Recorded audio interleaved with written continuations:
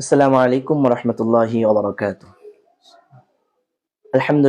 আলহামদুলিল্লাহ ওয়াহদা ওয়াসসালাতু ওয়াসসালামু আলা মান লা নাবিয়্যা বা'দা। আম্মা বা'দ। সম্মানিত দর্শক, আজকে রমাদানুল মুবারকের তৃতীয় অধিবেশনে আমরা উপস্থিত হয়েছি। আমাদের সামনে উপস্থিত আছেন শেখ ইব্রাহিম বিন হুসাইন হাফিজাহুল্লাহ। শেখ, আজকে আমরা আপনার কাছ থেকে জানবো রমাদানুল মুবারকের ইফতারির আদব সম্পর্কে এবং ফজিলত সম্পর্কে। এর আগে আমরা শাইখ থেকে জেনে শাইখের অবস্থা কেমন আছেন। শাইখ কেমন আছেন? জি, আলহামদুলিল্লাহ, আমি ভালো আছি। আপনি কেমন আছেন? আলহামদুলিল্লাহ, আল্লাহ পাক রব্বুল আলামিন অনেক ভালো রেখেছেন। তো শাইখ, যেহেতু সময় কম, জি, আমরা মূল আলোচনায় চলে যাই। যে রমাদানুল মুবারকের আমাদের দর্শকদের উদ্দেশ্যে বলবেন ইফতারের আদব, ইফতারি কি কি আদব আছে এবং ইফতারির ফজিলত সম্পর্কে যদি আমাদেরকে জানাইতেন। আলহামদুলিল্লাহ ওয়াহদা ওয়াসসালাতু ওয়াসসালামু আলা মান লা নাবিয়্যা বা'দা। ধন্যবাদ সম্মানিত উপস্থাপক, যারা দেখছেন কাছের দূরের সকলকে মোবারকবাদ।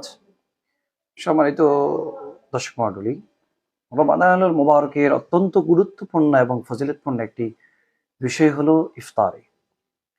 ইফতারি অনেকগুলো আদব রয়েছে, আমরা সংক্ষেপে সেখান থেকে কিছু বিষয় আপনাদের সামনে তুলে ধরবো।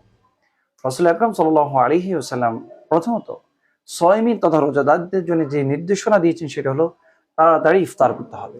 কারণ রাসূল আকরাম সাল্লাল্লাহু আলাইহি ওয়াসাল্লাম বলেন, লা ইয়াজালুন নাসু বিখাইরিন মা আজ্জালাল ফিতর।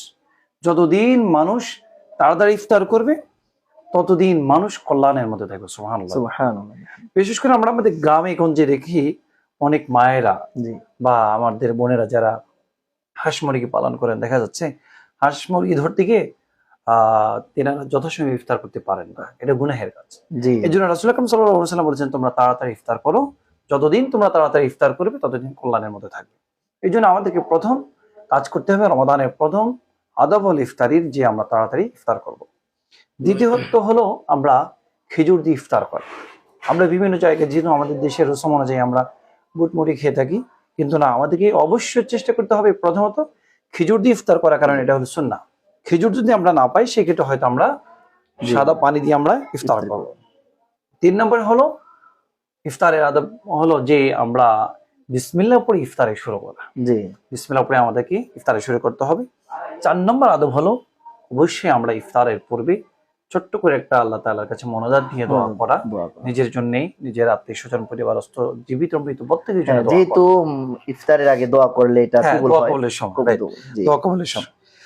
তারপরে আমরা অবশ্যই